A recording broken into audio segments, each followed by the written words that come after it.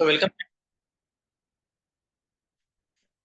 Till yesterday, till the previous class, we have seen various situations of partnership organization, admission and retirement. We have seen. Similarly, there will be some other situations like dissolution of partnership. అంటే కొన్ని సందర్భాల్లో భాగస్వామ్యాన్ని రద్దు చేయాల్సిన పరిస్థితి ఏర్పడుతుందండి. ఇవి భాగస్వామ్యం రద్దు యొక్క సందర్భాలు. చూడండి, సంస్థ రద్దు వేరు, భాగస్వామ్యం రద్దు వేరు. Please remember, there is a difference between dissolution of partnership and dissolution of partnership firm. భాగస్వామ్యం ఎప్పుడు రద్దు అవుతుందంటే ఈ సందర్భాల్లో రద్దు అవుతుందండి. ఈ భాగస్తుల మధ్య లాభ నష్టాల నిష్పత్తిలో మార్పు వచ్చింది అనుకోండి, if there is any change in profit sharing ratio among partnerships, partners in the organization, then dissolution of partnership will emerge. అంటే ఉన్న భాగస్తులలో వాళ్ళు పంచుకునే లాభ నష్టాల నిష్పత్తులు ఏమైనా మార్పు చేయాలి అని అనుకుంటే ఆ భాగస్వామ్యం రద్దవుతుందండి. భాగస్వామ్య సంస్థ కొనసాగుతుంది. అంటే భాగస్వామ్య ఒప్పందం రద్దయి కొత్తగా ఇంకొక ఒప్పందం చేసుకుంటారు. What it means is deed will be rewritten. The existing deed will cancel and freshly they will write a fresh deed. Partnership deed కొత్తగా రాసుకోవడం జరుగుతుందండి. దాన్ని మనం dissolution, it is known as dissolution of partnership. When new partner is admitted, when an existing partner is retired, if it happens that a partner dies, or if a partner becomes insolvent, or when the venture is completed, when the activity is completed for which organization is established, for which partnership is established. Similarly, at the end of the term of a partnership, means in a deed at the beginning will mention this partnership organization will be carried out from this date to this date, or the end date will be prescribed in the deed itself. After the completion of the period, that particular period, partnership will end. So ఇవన్నీ విషయాలు ఏమిటంటే భాగస్వామ్య సంస్థలో ఉన్న భాగస్తులు వాళ్ళ యొక్క లాభాల నష్టాల నిష్పత్తిని మార్చుకోవాలంటే ఇది రద్దు కావటం జరుగుతుంది. భాగస్వామ్యం రద్దు అవుతుంది. కొత్తగా ఒక భాగస్తుడు వచ్చిన, ప్రస్తుతం ఉన్న భాగస్తుడు విరమించుకున్న లేదా చనిపోయిన, అలానే ఉన్న భాగస్తులలో ఎవరైనా దివాలా తీసిన, అలానే ఏ ఉద్దేశానికైతే ఒక సంస్థను ఏర్పాటు చేశారో ఆ ఉద్దేశం నెరవేరిన, అలానే ఒక సంస్థ ఏ ఉద్దేశంతో ఏర్పాటైందో, ఏ ఉద్దేశంతో ఏర్పాటు కావాలని ముందే అనుకున్నారో, ఈ పీరియడ్ నుంచి ఈ పీరియడ్ వరకు పనిచేయాలి, ఈ కాలం నుంచి ఈ కాలం వరకు పనిచేయాలని అనుకున్నప్పుడు ఆ కాలం అయిపోగానే, after the end of that duration, ఆ డ్యూరేషన్ అయిపోగానే అది సంస్థ అనేది రద్దు చేయడం అనేది జరుగుతుందండి. Okay, so this is about dissolution of partnership. భాగస్వామ్యం రద్దు వేరు, భాగస్వామ్య సంస్థ రద్దు వేరు. Please remember. Okay, then coming to చూడండి, ఇవి ఈ అన్ని రకాలుగా భాగస్వామ్యం రద్దు కావచ్చండి. డిజల్యూషన్ ఆఫ్ బై అగ్రిమెంట్ అంటే భాగస్తులందరూ ఒప్పందం ద్వారా, అరే మనం ఉన్న భాగస్వామ్యాన్ని రద్దు చేసుకొని మళ్ళీ కొత్తగా ఏర్పాటు చేసుకుందాం అనుకోవచ్చు. So that is dissolution by agreement. Compulsory dissolution ఈ సందర్భాలలో తప్పనిసరిగా రద్దు చేయాల్సిన పరిస్థితి ఉంటుందండి. అంటే భాగస్తుడు ఎవరైనా దివాలా తీసినా, భాగస్వామ్యం సంస్థలో ఏదైతే పని చేస్తున్నారో అది న్యాయబద్ధం కాకుండా ఉన్న, ఇల్లీగల్ అయిపోయింది అనుకోండి, you have to dissolve. For example, మనకు ఈజీగా అర్థమయ్యే ఎగ్జాంపుల్ చెప్తాను చూడండి. ఇంతకు ముందు తెలంగాణలో బీఆర్ఎస్ గవర్నమెంట్ ఉన్నది. బీఆర్ఎస్ గవర్నమెంట్ ఉన్నప్పుడు మద్య నిషేధం లేదండి. ఇప్పుడు కాంగ్రెస్ గవర్నమెంట్ వచ్చి దాదాపు ఒక 7-8 నెలలు అవుతుంది. వీళ్ళు మద్య నిషేధం పెట్టాలనుకున్నారు అనుకోండి, ban on sale of liquor if they want to announce. ఇప్పటికే భాగస్వామ్య సంస్థ ఉన్నది, వాళ్ళందరూ కలిసి మద్యాన్ని అమ్ముతున్నారండి. ఇప్పుడు కాంగ్రెస్ గవర్నమెంట్ వచ్చినాక selling liquor is banned. Then what it became, the organisation became illegal. వాళ్ళు చేపట్టే యాక్టివిటీ ఇల్లీగల్ అవుతుంది, అన్లాఫుల్ కూడా అవుతుందండి. అలాంటప్పుడు సంస్థను తప్పనిసరిగా వాళ్ళ ఒప్పందాన్ని రద్దు చేసుకోవాల్సిన పరిస్థితి ఏర్పడుతుంది, సంస్థ కూడా మూసివేయాల్సిన పరిస్థితి ఏర్పడుతుంది. చూడండి, ఇటువంటి కాంటింజెన్సీస్ ఏర్పడినప్పుడు, అంటే ఆగంతుక సంఘటనలు ఏర్పడినప్పుడు, ఫర్ ఫిక్స్డ్ టర్మ్ సంస్థ ఉంటే మూసేయాల్సిందే, ఒక ఏదైతే పని అనుకున్నారో పని ముగిసినాక మూసేయాల్సిందే. ఎవరైనా భాగస్థుడు మరణించిన తర్వాత సంస్థను మూసివేయవలసిందే భాగస్వామ్య ఒప్పందం. అట్లానే ఎవరైనా భాగస్థుడు ఇన్సాల్వెంట్ అయితే అంటే దివాలా తీసిన in all these conditions you have to dissolve the partnership. అట్లానే కొన్ని సందర్భాల్లో ఏ ఒక్క పార్ట్నర్ కు ఇష్టం లేకపోయినా కానీ he may issue notice. A partner can issue notice to the organization, to the remaining partners, to dissolve the existing partnership.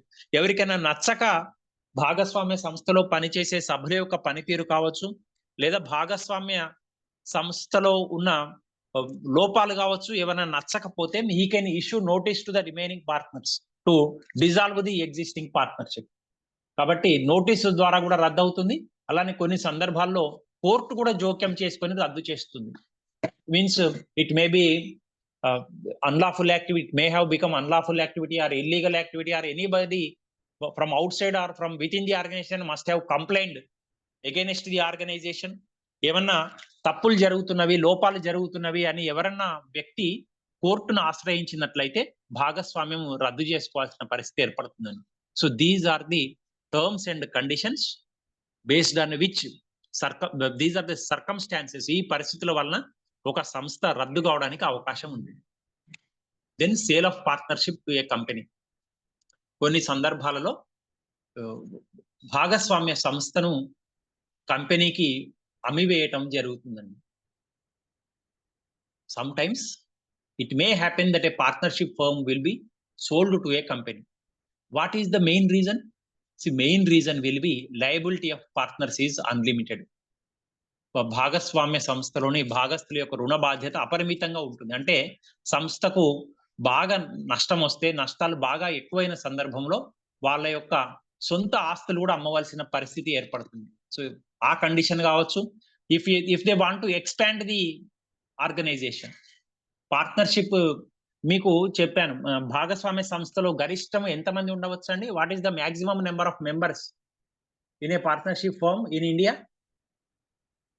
ఎంతమంది వరకు ఉండొచ్చండి? మినిమం ఎంత, మాక్సిమం ఎంత? Yes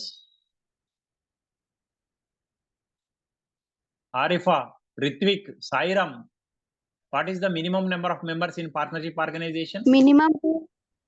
Maximum? Minimum 2, maximum 50. Very good. Minimum is 2. Very good, Arifa. Minimum 2, maximum 50. Ade in a company, any number of unlimited number of members can be there. So if they want to expand the business, they may convert to a company, or the partnership firm may be sold to a company.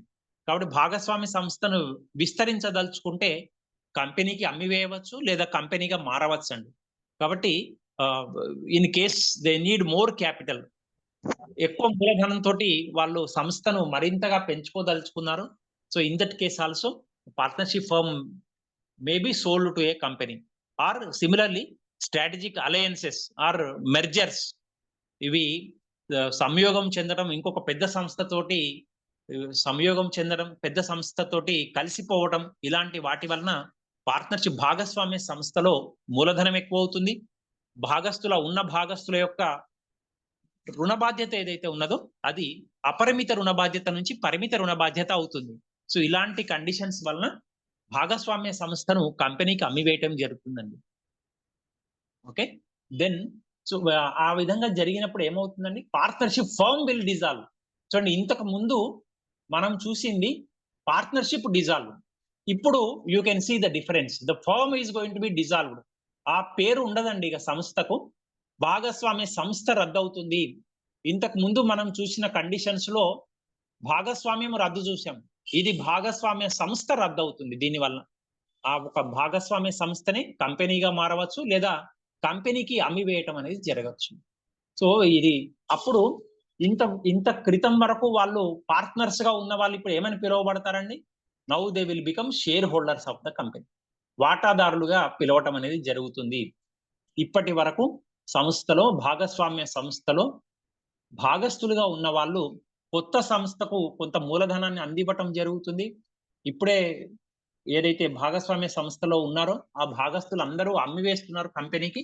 So ఆ సందర్భంలో వాళ్ళు ఇప్పటికే సంస్థలో ఉంచిన మూలధనం, వాళ్ళు తీసుకొని వచ్చిన మూలధనం ఏదైతే ఉందో కొత్త కంపెనీకి కూడా ఇవ్వడం జరుగుతుంది సాధారణంగా.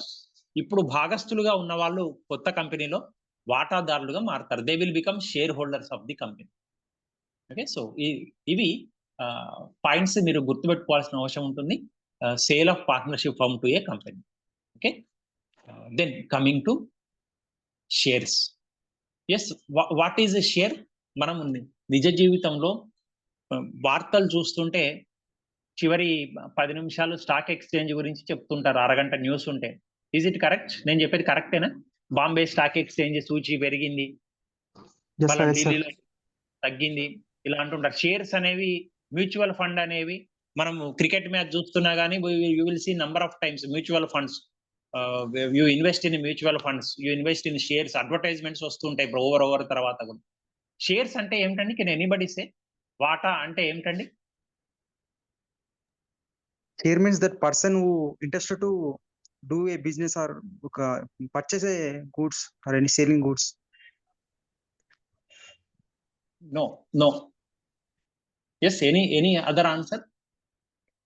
చూడండి, అసలు కంపెనీ అంటే ఏమిటి, అట్లానే ఈ వాటా అంటే ఏమిటి అనేది ఒక 3 నిమిషాలు చెప్తానండి. ఎందుకంటే మీరు డిగ్రీ ఫైనల్ ఇయర్ అయిపోయింది, అయినప్పటికీ షేర్ వాటా అంటే ఏమిటో మీకు పూర్తిగా అర్థం కాలేదు.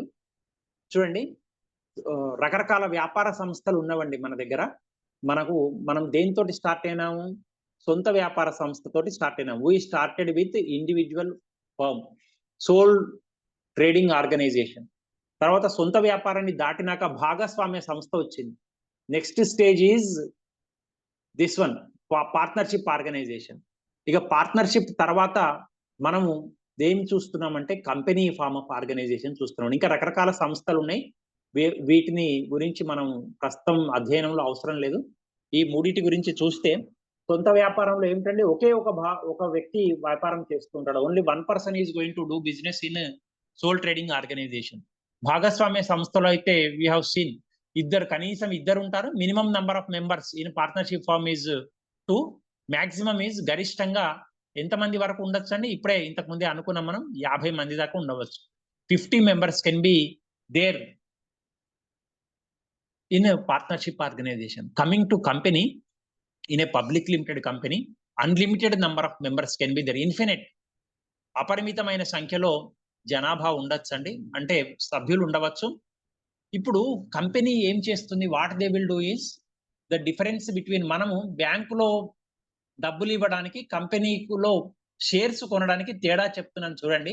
ఇప్పుడు నా దగ్గర ఒక 10,000 రూపాయలు ఉన్నాయనుకోండి. Suppose I have 10,000 rupees. నేను బ్యాంకులో ఫిక్స్డ్ డిపాజిట్ చేస్తాను. For example, I have deposited this money in a bank, fixed deposit. So on this 10,000 rupees I will be paid per annum 6% interest. నేను ఎందుకు చేస్తానండి డిపాజిట్? నాకు వడ్డీ రావాలి కదా. ఈ 10,000 మీద నాకు సంవత్సరానికి వడ్డీ వస్తుందండి. వడ్డీ ఫర్ ఎగ్జాంపుల్ 10,000 మీద నేను ఎంత సంపాదిస్తున్నాను అంటే ఒక 500 రూపాయలు వడ్డీ వస్తుందండి నాకు సంవత్సరానికి. ఫర్ ఎగ్జాంపుల్ నేను చెప్పేది అదే. ఇక్కడ నేను బ్యాంకుకి ఏమవుతానండి? ఒక కస్టమర్ని అవుతాను, ఒక డిపాజిట్ దారుని అవుతాను. I'm a deposit holder in a bank. దానికి ఈ కంపెనీకి నేను వాటాల రూపంలో కొన్నాను అనుకోండి. వాటా అంటే ఏమిటి అంటే, కంపెనీ ఫర్ ఎగ్జాంపుల్ 1,00,000 రూపాయల మూలధనం తోటి కంపెనీ వ్యాపారాన్ని ప్రారంభించింది అనుకోండి. 1,00,000 రూపీస్ యాజ్ షేర్ క్యాపిటల్. ఈ 1,00,000 రూపీస్ ను ఏం చేస్తుంది అంటే డివైడ్ చేస్తుందండి. ఒక 10 రూపీస్ తోటి డివైడ్ చేశామనుకోండి, మొత్తం ఎంత వస్తుందండి? 1,00,000 డివైడెడ్ బై 10 అంటే ఎంతండి? it will be 10,000. 1,00,000 rupees divided by 10 will oka సున్నాకి ఆన్సర్ చేసి, sorry, it will be 1,00,000 rupees. 1,00,000 rupees divided by 10 is 10,000 rupees. Okay, అంటే 10,000 మంది తలా 10 రూపాయలు సంస్థకి ఇస్తారండి. అప్పుడు ఎంత అవుతుంది? 1,00,000 rupees అవుతుంది కదా. 10,000 people will give 10 rupees each to the company.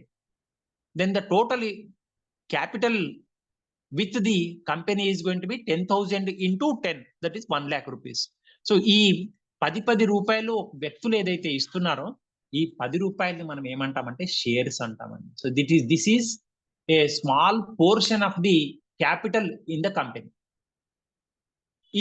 మరి నేను ఎందుకు ఇస్తానండి 10 రూపాయలు ఇవ్వటం వల్ల నాకు ఏంటి ప్రయోజనం అంటే, కంపెనీ సంపాదించిన లాభంలో నాకు నా వాటా నాకు ఇస్తారండి.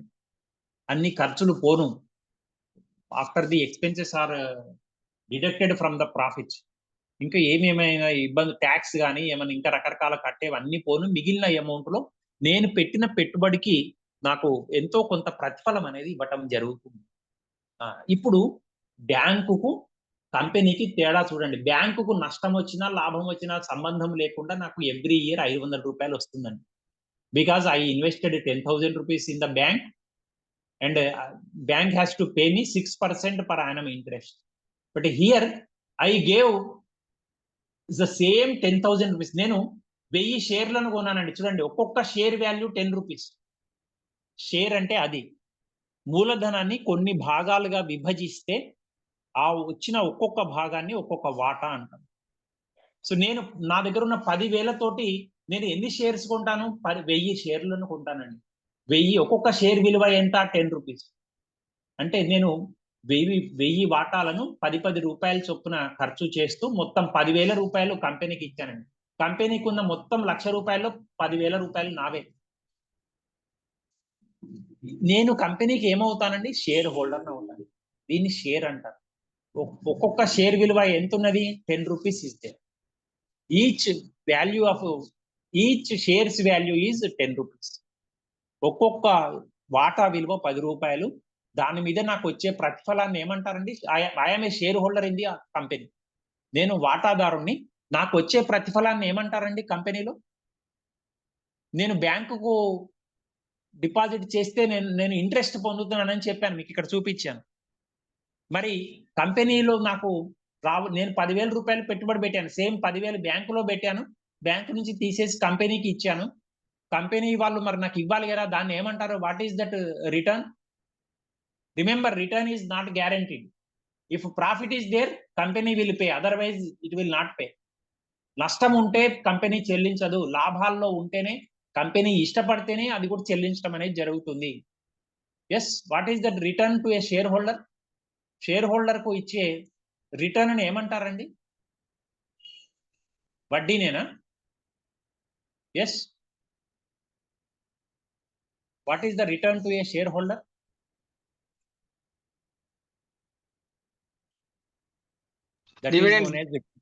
Very good, that is known as dividend.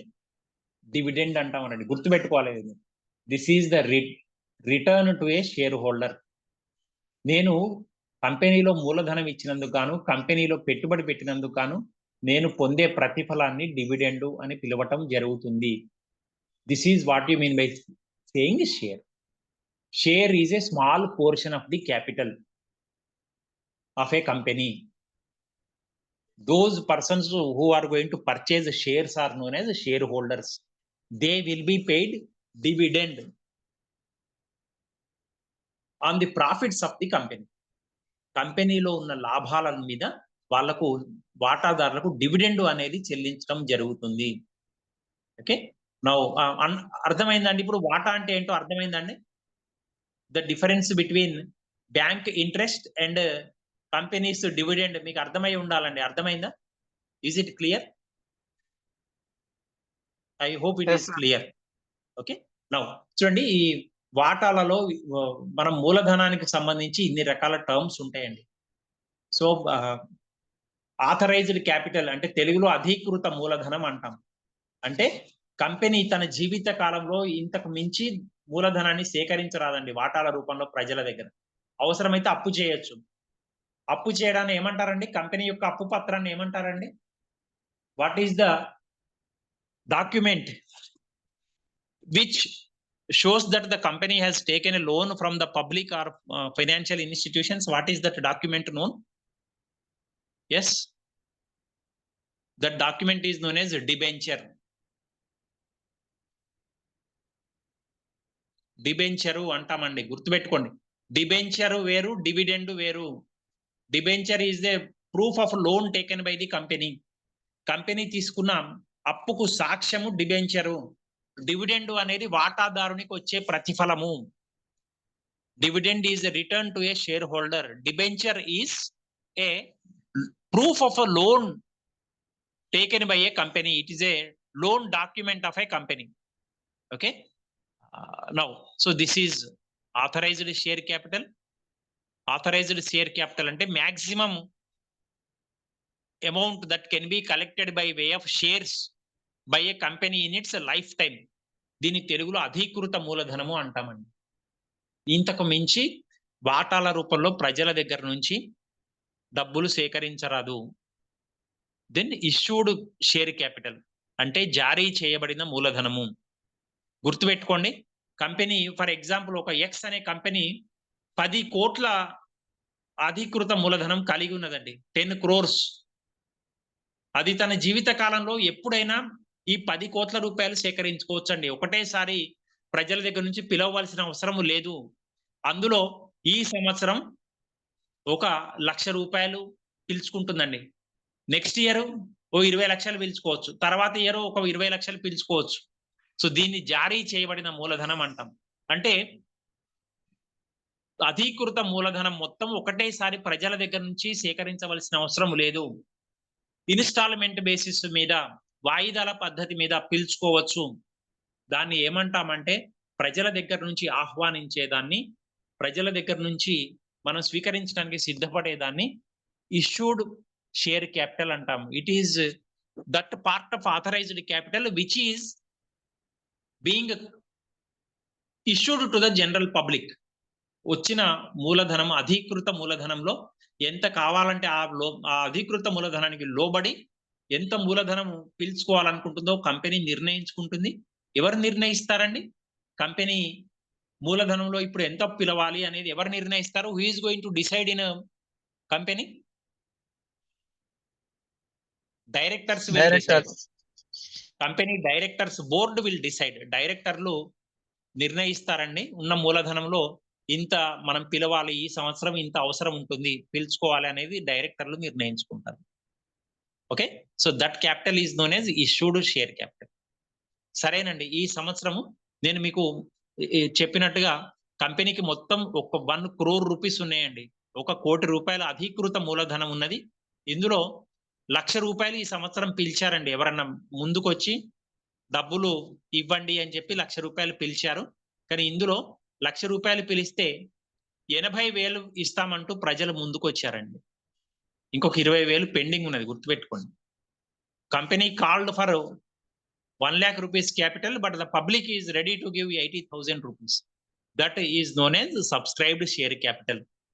ప్రజలు ఎవరైతే ఉన్నారో, వాటా రూపంలో మూలధనం ఇవ్వడానికి సిద్ధంగా ఉన్నారో, ఎంత వరకు మూలధనం ఇవ్వడానికి సిద్ధపడ్డారో అది తెలియజేసేది సబ్స్క్రైబ్డ్ షేర్ క్యాపిటల్. ఓకే, ఈ 80,000లో కూడా ఇమ్మీడియట్ గా డైరెక్టర్లు పిలవదలుచుకోలేదు. ఒక 50,000 ఇప్పుడు పిలిచారండి, ఇంకొక 50,000 ఈ సంవత్సరం చివరిలో పిలుద్దాం అనుకుంటున్నారు. So this is known as called up share capital. ఈ 50,000లో మొత్తము కంపెనీ జారీ చేయగానే, పిలవగానే మొత్తం చెల్లించబడితే that is paid up share capital. For example 50,000 ఇస్తామని ముందుకు వచ్చారు కానీ 45,000 వచ్చినాయండి. 45,000 రూపాయలే ఇప్పుడు ఇచ్చారు ప్రజలు, వాటాదారులు. ఇంకొక 5,000 పెండింగ్ ఉందండి. That is unpaid share capital, that not uncalled, unpaid share capital. మనకు ఉన్న దానిలో చూడండి, మళ్ళొకసారి చెప్తున్నాను, 1 కోటి రూపాయలు ఆథరైజ్డ్ క్యాపిటల్, అధీకృత మూలధనం. అందులో ప్రజల నుంచి ఈ సంవత్సరం పిలవదలుచుకున్నది 1,00,000 రూపాయలు. అందులో ప్రజలు ఇవ్వడానికి సిద్ధపడింది 80,000 రూపాయలు. 80,000 రూపాయలు ఇవ్వడానికి సిద్ధపడ్డారు, కానీ కంపెనీ పిలిచింది 50,000 రూపాయలను. కానీ అందులో వచ్చింది 45,000 రూపాయలు. అన్పెయిడ్ షేర్ క్యాపిటల్ ఎంత ఉన్నదండి? ఇంకా 5,000 రావాల్సి ఉన్నదండి. Did you understand these terms? కంపెనీలో మూలధనము ఈ విధంగా ఉంటుంది. మూలధనాన్ని ఇన్ని రకాల పేర్లతోటి మనం రకరకాల పేర్లతోటి పిలుచుకుంటాము. Please see this, please understand this.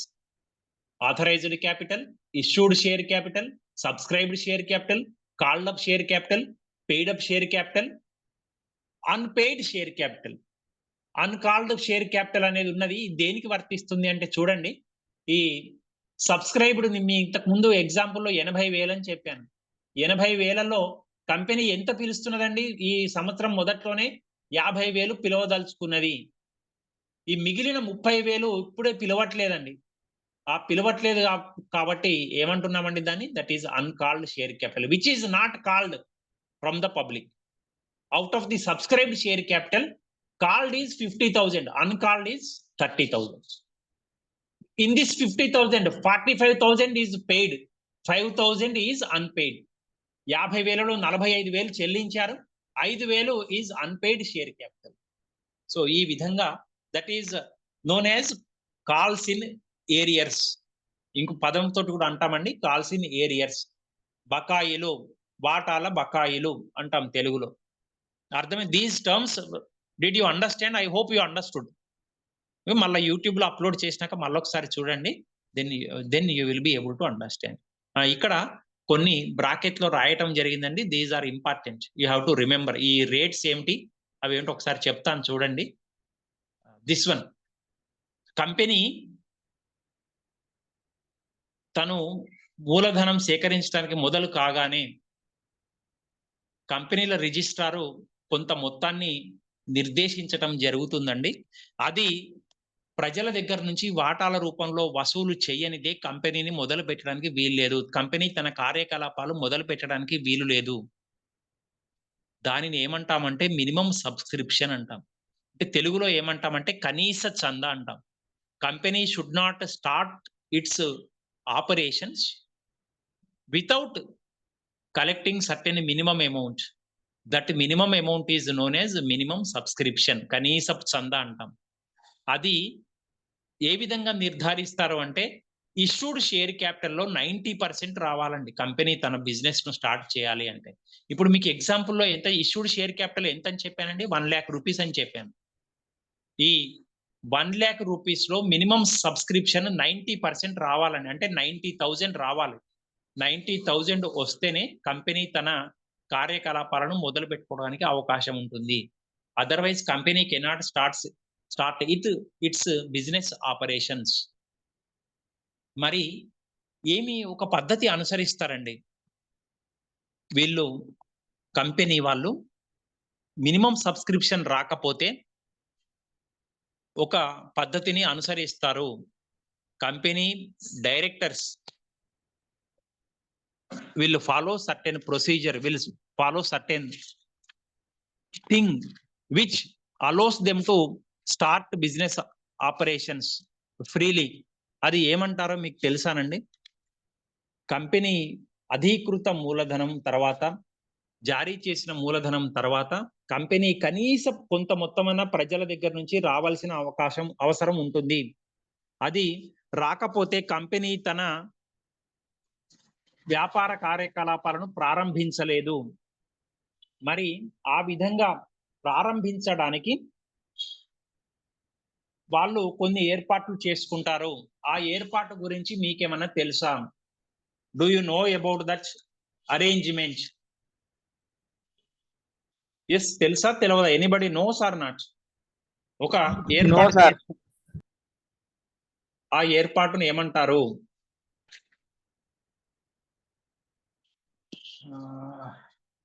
No sir, తెలియదు. Nobody knows. Okay, right. See, that is known as company కొద్ది మందితోటి ఒప్పందం కుదుర్చుకుంటుందండి. అంటే నేను ఇప్పుడు మీకు ఈ ఎగ్జాంపుల్ లో చెప్పాను, 1,00,000 1,00,000లో 90% రావాలి. 90% షుడ్ బి రిసీవ్డ్. అంటే 90,000 మరి రాకుండా కంపెనీ తన వ్యాపారాన్ని ప్రారంభించలేదు. It cannot start with its business operations.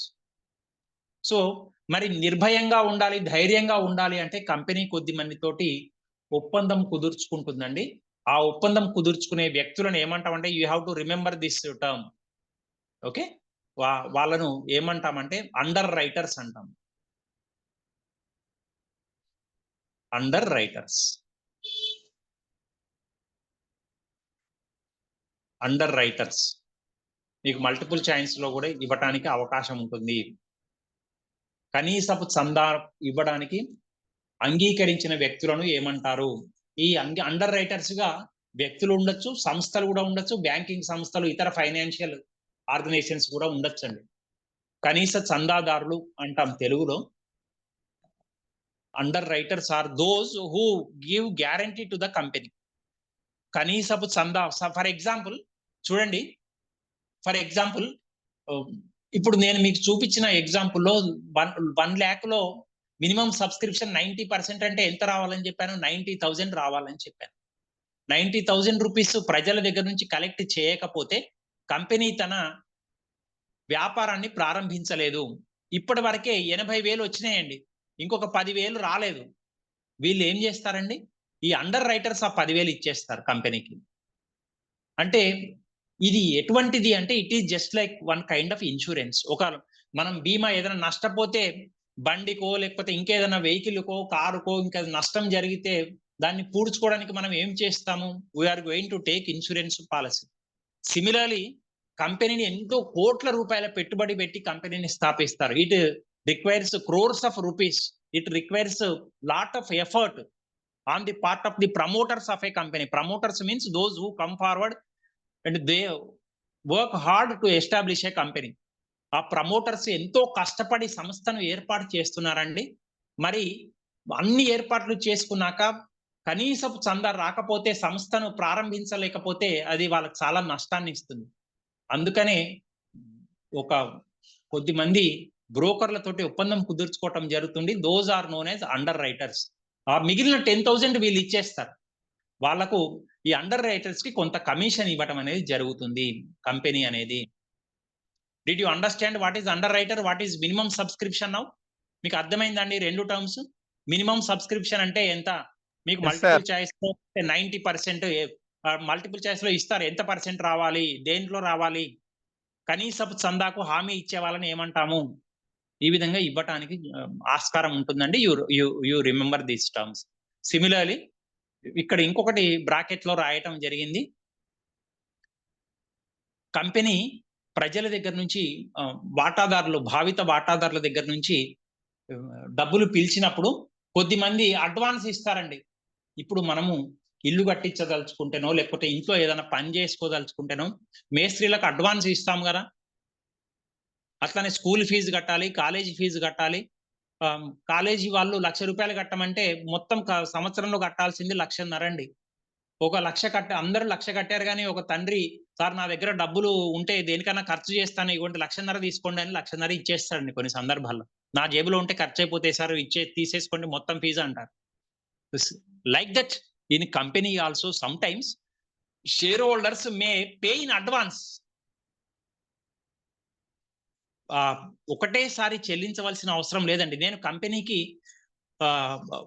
50 రూపాయలు షేర్ గా తీసుకోవడానికి అంగీకరించాను. 50 రూపాయలు ఒకటేసారి కంపెనీ పిలవదండి, వాయిదాలలో పిలుస్తుంది. మొదటి వాయిదాలో 10 రూపీస్, సెకండ్ వాయిదా second installment you pay 20 rupees, in the third installment you pay 10 rupees. Like that company will call in different periods. రకరకాల సందర్భాల్లో డబ్బులు నన్ను చెల్లించమని అడుగుతూ ఉందండి. నేను దీన్ని ఏమంటామంటే కాల్స్ అంటాం. ఈ కాల్స్ లో నేను ముందే చెల్లించాను, నేను చెల్లించవలసిన మొత్తం కంపెనీ అడగక ముందే నేను చెల్లించాను. Then I may receive 12% interest on that advance amount. Company వాళ్ళు గరిష్టంగా నాకు 12% వడ్డీ చెల్లించడానికి అవకాశం ఉంటుందండి. సో ఇది కూడా మీకు రావడానికి అవకాశం ఉంటుంది. ఎంత వడ్డీ చెల్లించాలి కంపెనీ, గరిష్టంగా ఎంత వరకు చెల్లించవచ్చు ఈయన కాల్సిన advance, you have to mention it as 12%. నేను ముందుగానే చెల్లిస్తే కంపెనీకి వాటాదారునిగా నేను చెల్లించవలసిన మొత్తాన్ని వాళ్ళు పిలవక ముందే చెల్లిస్తే, if I pay in advance the call money for a maximum amount of 12%, I may receive interest on that amount. Okay, అలానే మీకు ఇక్కడ ఇంకొకటి పాయింట్ కూడా రాశాను. I have written another point here, preference shares. So how many types of shares are there in a company? ఒక కంపెనీలో ఎన్ని రకాల వాటాలు ఉంటాయండి? Just any information, how many types of shares you will find in a company? Equity వాటాలు, equity shares. two types. Gorupalli Kaveri, very good. Thank you. You joined late today, Kaveri. Okay. Preference shares. Equity shares. Then another one is I wrote here no preference shares. Equity shares, preference shares. ఇవి కాకుండా ఇంకొక రకం కూడా ఉన్నాయి Kaveri. Another type is also there. They are deferred shares. విలంబిత వాటాలు అంటామండి. Deferred shares. ఎవరికైనా తెలుసా డిఫర్డ్ షేర్స్ అంటే విలంబిత వాటాలు అంటే తెలుసా? విలంబిత వాటాలు అంటే కంపెనీ వ్యవస్థాపకులకు అంటే కంపెనీని స్థాపించిన వాళ్ళు ఎంతో మీకు ఇంతకు ముందే చెప్పాను, కంపెనీ స్థాపించాలి అంటే ఎంతో కష్టపడి స్థాపించాలి, ఎన్నో కోట్ల పెట్టుబడి అవసరం అవుతుంది, ఎన్నో సంవత్సరాల శ్రమతోటి ఒక కంపెనీ ప్రారంభించడం జరుగుతుందండి. సో అట్లా కష్టపడి స్థాపించిన వాళ్ళను ప్రమోటర్స్ అంటాం, వ్యవస్థాపకులు అంటాం. వాళ్లకు కూడా కొన్ని వాటాలు ఇవ్వడానికి అవకాశం ఉందండి కంపెనీ. వాళ్ళు చేసిన శ్రమకు in return to the efforts put by promoters of a company, those who have established a company, those who have put in their various efforts to establish a company, they may be issued certain kinds of shares. Those shares are known as deferred shares. తెలుగులో విలంబిత వాటాలు అంటాం. Equity వాటాలు, అధీకృత వాటాలు లేదా ఆధిక్యపు వాటాలు, అలానే విలంబిత వాటాలు అని 3 రకాలు ఉంటాయండి కంపెనీ వాటాలు. Equity shares, preference shares, deferred shares. Equity వాటాలు, ఆధిక్యపు వాటాలు, విలంబిత వాటాలు అని ఉంటాయి. చూడండి, ఈక్విటీ వాటాదారులు they are the originals owners of the company.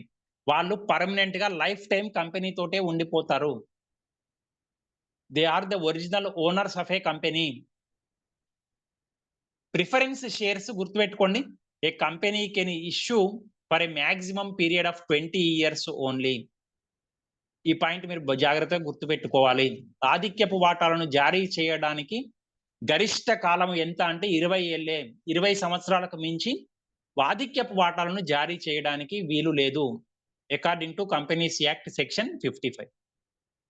Section 55 కంపెనీల చట్టం 2013 సెక్షన్ 55 ప్రకారం ఒక కంపెనీ 20 సంవత్సరాలకు మించి కాల పరిమితితోటి ఆధిక్యపు వాటాలను జారీ చేయరాదు. Equity shareholders are real owners of the company. Preference shareholders are also shareholders, but they can exist in the company for a maximum period of 20 years only. 20 సంవత్సరాల తర్వాత వాళ్ళు కొనసాగడానికి అవకాశం ఉండదు, కంపెనీ జారీ చేయకూడదు. Did you understand? Is it clear to you? Okay, right. Now coming to చూడండి,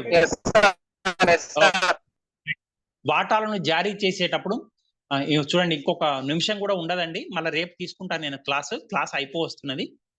ఇది ఎంతవరకు ఉన్నదో అంతవరకు చెప్పేస్తాను, ఓకేనా? నెక్స్ట్, కంపెనీ వాటాలను జారీ చేసేటప్పుడు 3 రకాలుగా జారీ చేయవచ్చండి. ఎట్ పార్ వాల్యూ అంటే ఎంత వాల్యూ విలువ ఉన్నదో అంతకే జారీ చేయవచ్చు. ఎక్కువ విలువకు జారీ చేస్తే దాన్ని ప్రీమియానికి జారీ చేయటం అంటాం. కంపెనీ వాటా విలువ కంటే తక్కువ విలువ